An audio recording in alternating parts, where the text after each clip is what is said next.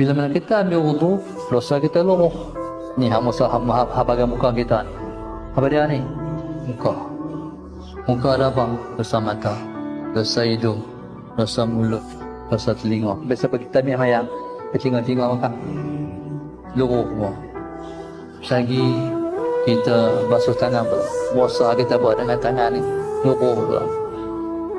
Sapu kepala dosa berkait dengan hal kita fikir-fikir ni, khayal-khayal tu dihapuskan oleh Allah. Kita basuh kaki. Akhirnya orang yang semayang dia dah dihapus dosa. Bila dia semayang pula luruh lagi dosa dia bila mana dia sujud. Kalau dia semayang di masjid, malaikat tak bagi masuk dalam masjid orang yang bawa dosa duduk luar, orang tu masuk apa dosa. Bila dia keluar, malaikat ni Allah sistemkan dia tak kambuh balik dosa atas kawan tu.